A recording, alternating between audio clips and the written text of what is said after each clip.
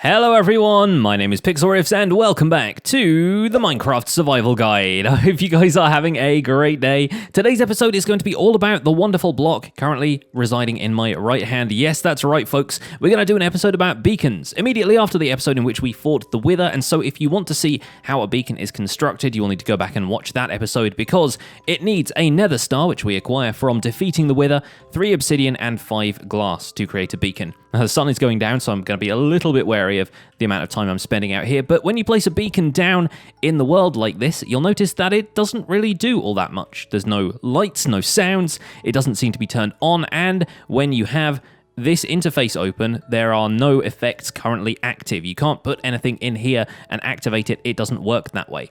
Now, when you pick up a beacon, you can actually pick it up with anything, including just punching it with your hand, and it will break slower than most blocks, even if you're using a haste efficiency pickaxe, but it's still safe to pick up without the use of any kind of tools. So bear that in mind, because a lot of people think that you need to have like a diamond pickaxe to break it or something like that. It just breaks slowly. It's very safe to do. But in order to activate them, beacons require the use of resource blocks, which are blocks of iron, gold, diamonds, or emeralds. And we've been preparing our resources for those. That's not all of the iron I have. The rest of the iron is up here in my iron farm, and we'll be going to grab that in just a second. But I've got a little bit of gold, a little bit of diamond, and quite a lot of emeralds. So we've got a decent amount of resources here that we can convert into resource blocks. And remember, to do that, you need 9 of the resource in question. So in this case, we're going to be making 23 blocks of iron out of what we've got here. Let's see how much gold we have. This is probably going to be the least. Okay, we got 13 of those. That's not so bad. Diamonds, we're probably not going to use in the beacon for too long, but we may as well have them here as an example. 24, not bad. And emeralds, we can probably convert a whole lot of these into emerald blocks. We've got a stack and more. Fantastic stuff. Been doing a lot of trading with villagers in this world. There we go. And we got 64 and 22. Now let's head up to the iron farm and see what we can add to that number. Here we go. That's more like it. Okay, I think I probably should have brought a shulker box or something like that. Let's pop the crafting table down here and see if we can craft some of this into iron blocks. Yes, that's more like it, folks. Now we're cooking with gas. Okay, that is in fact almost enough. We just need a few more blocks of iron. Oh, look, and more is being produced as we speak. Fantastic stuff. Okay, that should be enough. Right, so let's talk about the requirements for each tier of beacon, because beacons can be made in up to 4 tiers, which increases the amount of effects you get from the beacon. Let's swing down here, and actually let's set this up over here in the quarry, because this will become very, very useful for the quarry in the near future. So let's start off with these gold blocks as an example, because we've got the fewest of them. By setting down a 3x3 square of these gold blocks and placing the beacon on top, there we go, it activates, and we actually get the bring home the beacon advancement for that, for activating the beacon for the first time. It starts making this wonderful humming noise, and this light actually travels all the way up to build height, which is where it will stop, but you get a beacon all the way up to build height. Now, beacons require access to the sky in order to activate. If I put a block over the top of this, even if it is above the start of the beacon beam itself, if I do that, like so, it turns off, and it will not be able to activate any of the powers it gets. So you'll need to restore sky access to it in order for it to switch back on, which it should do after a couple of seconds. Now you'll notice when I open the beacon's interface, we have 2 powers available to us. We have either speed or haste. And speed we will activate right now. I can put in, let's put in an iron ingot, because I apparently don't have as much gold as I have iron. There we go. Let's put that in there, activate speed, and click done. It'll take a couple of seconds, but your potions display up in the top right corner there will register that you now have a speed buff, and that speed buff is permanent within the range of the beacon. While I'm within the radius of the beacon, you will notice that it resets this speed duration every few seconds. It kind of renews it each time it gets 3 seconds in, and so you can expect it to take 3 seconds for the effect to activate when you come within range of the beacon. That's just how often it checks whether or not it is giving players within range that ability. Now, if I get far enough away from this beacon, I think the range for a single tier beacon is only about 20 blocks. If you go outside of that range, you won't have the effect anymore. So if I get up here, for example, if I get this far away, that should be far enough away. you'll notice that the thing just keeps ticking down, and then eventually the speed buff expires. As soon as I step back within the range, there we go, speed buff takes effect again, and we have ourselves a working speed beacon. But of course, you'll notice that I don't have access to the next set of powers until I add another layer to the beacon. So we're actually going to take this all down in favor of putting the beacon back up with 2 tiers. Now for the second tier, we are going to use our diamond blocks, and it turns out I'm not quite as rich as I thought I was because I don't have enough diamond blocks to complete this second tier here. So you can actually mix and match resource blocks. It doesn't matter which blocks you use here, as long as you use a decent solid area of resource blocks. If I were to take out any of these blocks, it wouldn't count as a full tier for the beacon. So let's pop all of the resource blocks we need in there, pop the beacon on there, and it's going to activate within another couple of seconds, and there we go. We have tier 2, which has unlocked resistance and jump boost. Let's put jump boost on as an example. Notice that this is just jump boost 1, and jump boost 2 does become available if we have a secondary power to activate, but that's not until we get a full tier 4 beacon, which is not going to happen for a little while. But now, once the jump boost activates, we will have a little bit more of a spring in our step. We'll be a little bit more bouncy, and now we'll be able to jump up not 2 full blocks, but a block and a half. I really wish I had a slab on me to demonstrate this, but look, I can't quite get up 2 blocks there, but you'll notice that I am jumping a little bit higher than usual, and I can get up about 1.5 blocks. It also makes it ever so slightly easier to activate my elytra from a single jump, because then I can just kind of jump a block and a half and then glide a little bit. There we go. So most of these effects are fairly self-explanatory. Speed will give you a boost of speed, jump boost will give you a boost of jump, resistance will boost your defense, and haste increases your mining speed. If we activate haste, we will actually mine the stone around us a little bit faster than usual. And while that is a great effect, it is haste 2 that is the most desirable of all of them, and I'll show you that in full detail in a minute. But now we need to move on to the tier 3 beacon, which is going to get us a boost of strength. Tier 3 beacon, activate! And this time, I've made the 3rd tier with emerald blocks. And like I said before, you can mix and match these materials. It doesn't have to be a solid tier of emerald blocks. I'm just happy that I've got that many in the first place. But this is a 7x7 area, completely filled in with emerald blocks. This is a 5x5, so that's 25 diamond blocks and 49 emerald blocks right here, along with these 9 gold blocks, actually 10 gold blocks if you count the one in the middle there. But this will give us access to the strength effect. Now to activate strength 2, we would have to activate a tier 4 beacon, but this will give us a permanent strength buff, allowing us to deal a little bit more damage, much in the same way that a strength potion would if we're fighting any mobs in the area. And with each tier we add, the effective range of the beacon effect will actually increase. You'll notice earlier on I said that this top tier here just gave us a 20 block range for the effect of the beacon. Well, this one here, adding a second tier, will give us an additional 10 blocks on top of that, which means we have a 30 block radius.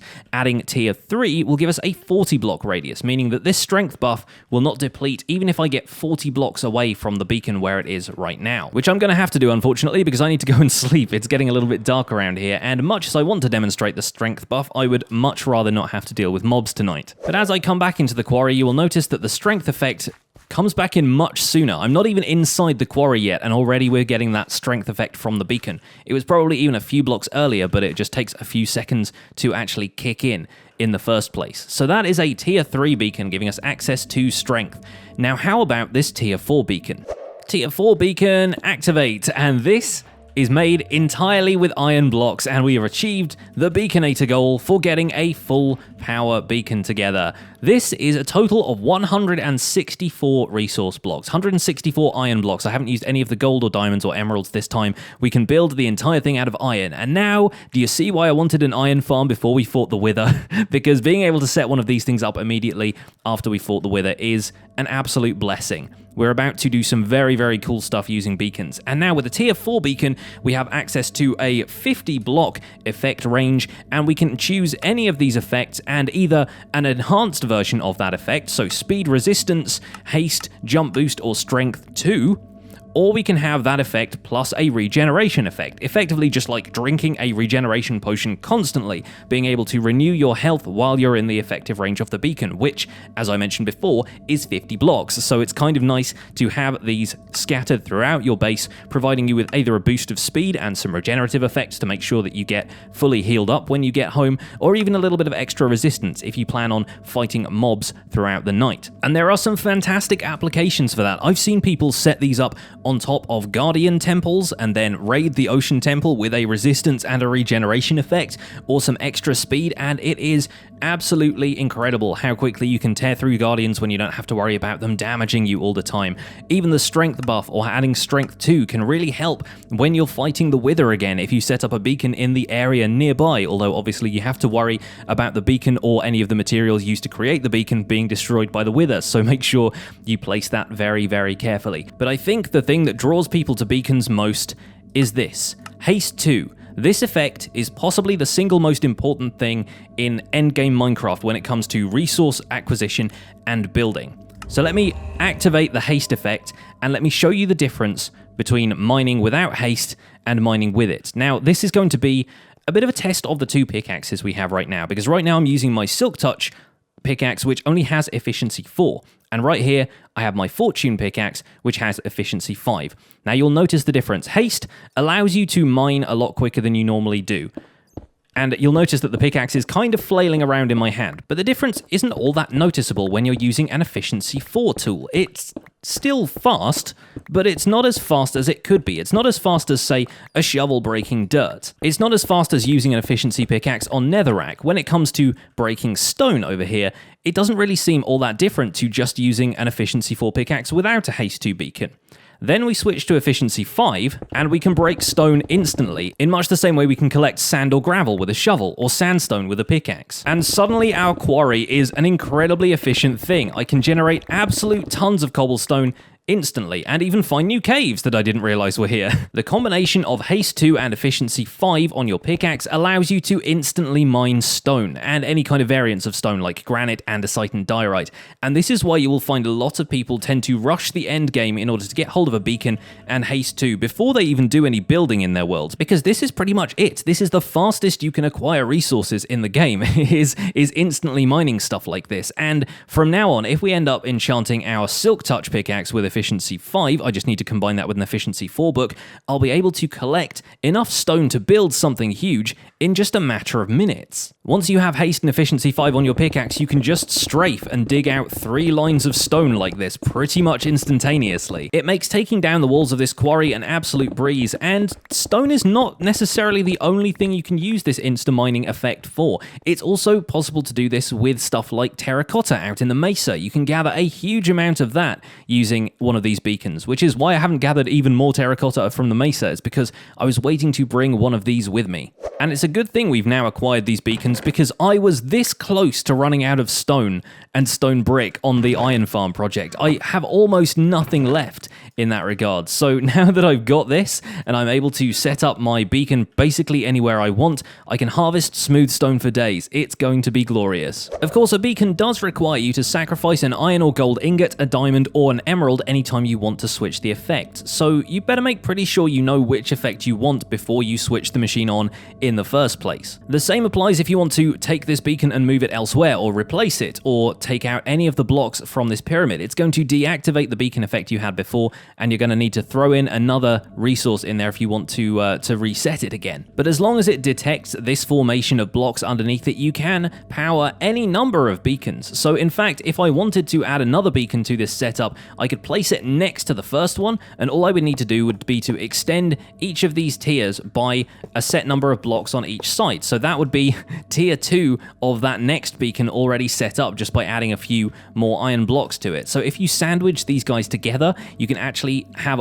a bunch of beacon effects in the same place at once. Of course, provided that you fought the Wither and got another Nether star to make another beacon in the first place. Now, this isn't the only fun thing you can do with beacons. I brought a little bit of stained glass with me to show this off, because this is something actually really cool. If you place a piece of stained glass above the beacon beam, it will actually change the color of the beam to reflect whatever color of glass that is. And that does not just count this block here either. If I pillar up using one of my iron blocks here and place some white stained glass on top of that, you can actually place a glass pane within the bounding box of the beacon beam, and you'll notice that from there on upwards it changes color, but it does it in a very subtle way. So that beam is still emitting blue, but it's just been brightened a little bit by the white. And if I remove that using my Oops, that was my fortune pickaxe. Oh dear, well, I'm not getting that glass pane back. I better switch to the silk touch one to get rid of that. There we go, and that completely brightens it up again. Now, if I pop the white glass pane in there, you'll notice it doesn't really have too much of an effect on the beam itself. But then if I add a blue glass pane in there, oops, there we go. It basically does the same thing, except it makes it a little bit more blue this time. And you can make beams segmented that way by having the glass pane or glass block placed further up in the beacon beam. So you can create a whole variety of effects with this, and the colors can be altered very subtly. If you want to transition beacons from, say, red to yellow, but you want to go through orange in the meantime, you can put red and yellow glass together. You can combine them in any combination and have very different colors of beacon beam. It's actually possible to create a full spectrum of colors with these things. Not to mention being able to sort of brighten or darken them with white or black stained glass. So it's really possible to create a nice variety of effects with these and personalize the beacons to the specific area. For example, if you're working on a kind of dark and spooky biome, you might want to put a piece of black stained glass above a beacon you want in the area so that you still get the effect, but the effect is a little bit more spooky. Or like a red beacon beam for an area that's kind of inspired by the nether and has netherrack and lava everywhere. But if you think I'm kidding about how far away you can see that beacon beam, I'm now stood on top of the iron farm and you can see it stretching all the way to build height. And even from this distance away, that beacon beam really shines very, very clearly. So you can use these for signals, you can use them for all sorts of stuff, and they're even quite good for orienting yourself so you know which way to head if you want to go home. But if you want my opinion, the most important thing I need a beacon for is that haste 2 effect, and it is absolutely superb for strip mining. Let's take this down to diamond level around Y11 and set it up and see how many diamonds we can get in about half an hour's work.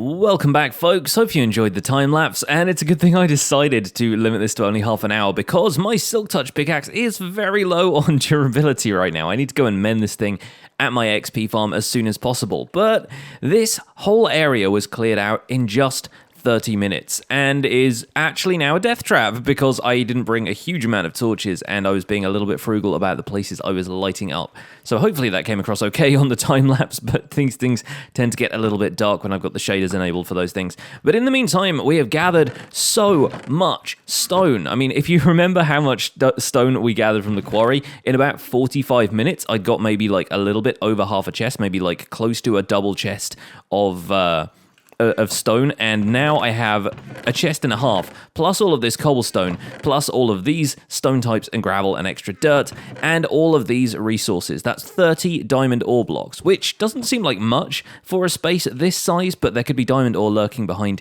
any of these walls, and to be honest, I wasn't even going for strip mining kind of for the diamonds. I was here for the stone in the first place. But here we go, we've got a lovely amount of resources here that we can fortune. We've got a bunch of redstone, coal, and lapis, and so forth. It's all going to be pretty good. But now we have a beacon mine set up. I can come down here anytime I want to and get a bunch more stone for building projects. And that means not only that we have a really great way of getting resources, but we have a great way of acquiring materials to build with. And that's going to be the focus of some of the future episodes coming up later this month. We're going to start a big building project in the plains over by the windmill, and that's going to be really great. I hope you guys are looking forward to that. But that's going to be it for this episode. Thank you so much for watching the Minecraft Survival Guide. My name has been Pixlriffs. Don't forget to leave a like on this episode if you enjoyed it, subscribe if you want to see more, and I'll see you guys soon. Take care. Bye for now.